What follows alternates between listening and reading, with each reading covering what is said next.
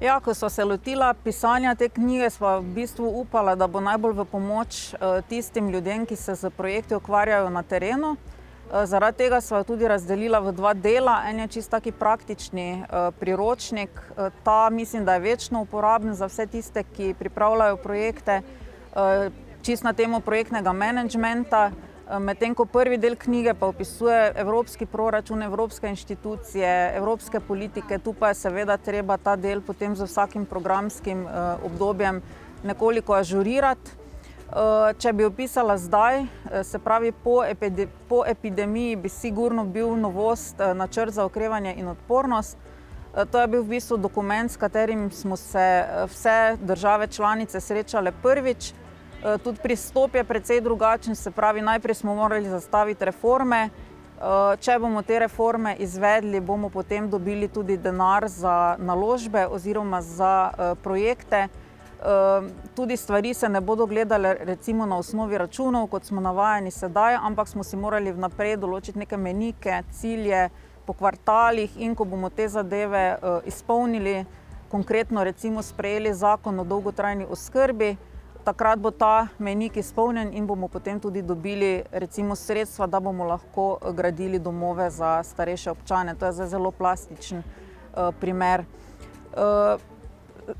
Zdi se mi, da imajo prijavitelji na terenu z projekti že ogromno izkušenj.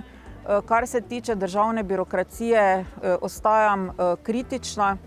Tu se mi zdijo stvari precej razdrobljene po različnih resorjih. Administrativni postopki so še vedno zapleteni in bi se jih dalo poenostaviti, da bi stvari tekle hitreje. Tu si veliko obetamo tudi od debirokratizacije, s katero se trenutno ta vlada tudi ukvarja. Prvi zakonodajni paket je že bil sprejet, ostali pa sledijo in verjamem, da bodo te stvari potem tudi pripomogle k boljšemu črpanju evropskih sredstev. Ko se srečujemo z evropskimi sredstvi, je pomembno, da imamo tudi usposobljene kadre, tako na državni ravni so potrebne dobre ekipe, kot tudi na lokalni ravni. Te, ki pišejo projekte, in vse te stvari bi se še dalo izboljšati.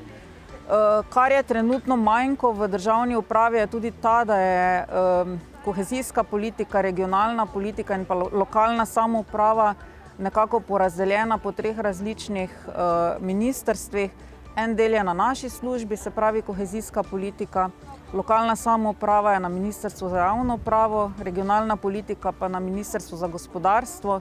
In to bi se verjetno splačalo v prihodnje nekako poenotiti in dati na en močen resor, na eno močno ministrstvo, ki bi potem uspelo te stvari tudi močneje in pa bolje koordinirati.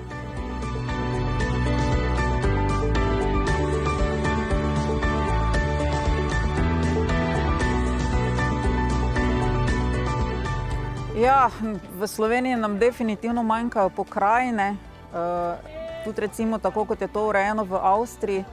Sicer je tudi Avstrija precej dolgo rabila, da je prišla do političnih pokrajin. Najprej so se povezovali v funkcionalne regije. To se mi zdi, da se počasi tudi v Sloveniji že dogaja, da se občine povezujejo, da se nekako tudi regije povezujejo med seboj. Če bi imeli pokrajine, bi dejansko te imele tudi svoje pristojnosti, se pravi del pristojnosti bi morali prenesti iz državne ravni, del iz lokalne ravni, omogočiti bi jim bilo potrebno normalno financiranje. Paziti bi mogli, da se ne bi kadrovski, administrativni aparat preveč razbohotil.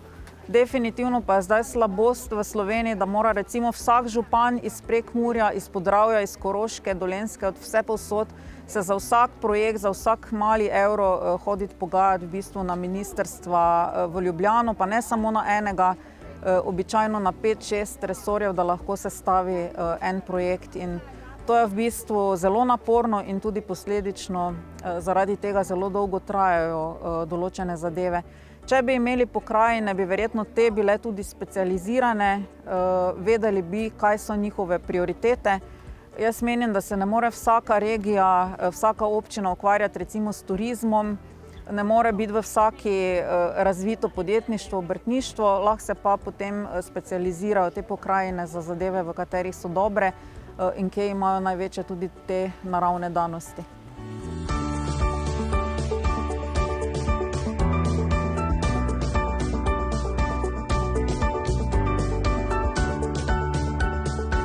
Razpisi se prilagajajo že sedaj novim razmeram.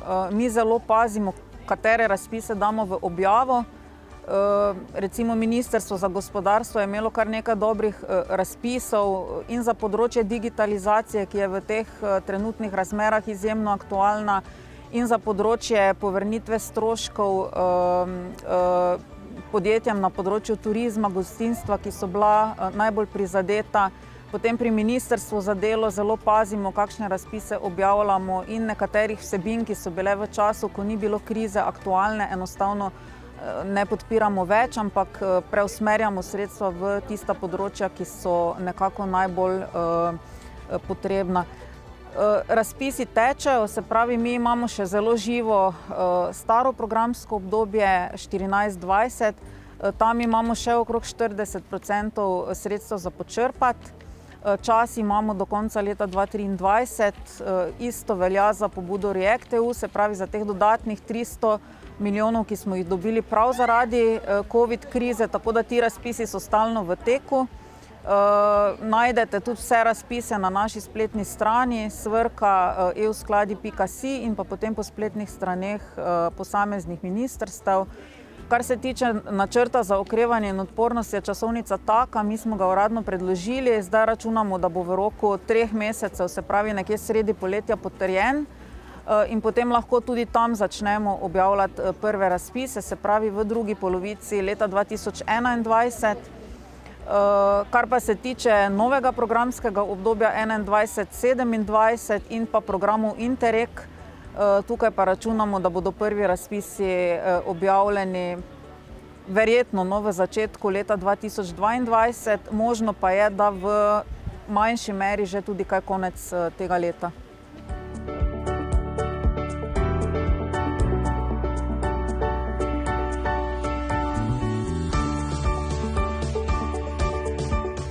Črpanje, če sem čisto iskrena, v bistvu ni ogroženo, oziroma v letu 2020 smo uspeli vsi resorji skupaj črpanje evropskih sredstev celo povečati v primerjavi z preteklimi leti. Nekaj je seveda posledica te dinamike, ker bolj kot gre obdobje proti koncu, večja je dinamika črpanja zaradi narave teh infrastrukturnih projektov, ki se počasi zaključujejo, delno pa je to boljše črpanje tudi posledica res intenzivnih aktivnosti celotne vlade, ki je k temu pristopila na čisto drugačen način kot prej, se pravi, bolj smo okrepili to koordinacijo, ministri se ukvarjajo z črpanjem, predsednik vlade se ukvarja z črpanjem in to se potem tudi pozna.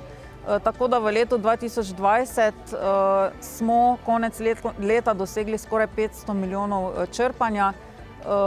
Vemo, da v letu 2014 je bilo črpanje nič, v 2015 tudi nič, potem 100 milijonov, 200 milijonov, 300 in tako smo lani nekako pristali na 500. Mi smo se temu novemu načinu delovanja prilagodili, delamo zelo virtualno, res pogrešamo dogodke v živo z prijavitelji projektov, ker bi lahko te naše razpise tudi predstavili, si izmenjali dobre prakse, ampak to smo precej nadomestili z webinarji. Tako da samo za načrt za okrevanje smo lani izvedli webinarje z več kot 2000 deležniki in jaz mislim, da smo si tudi na ta način ustrezno izmenjali vse potrebne informacije.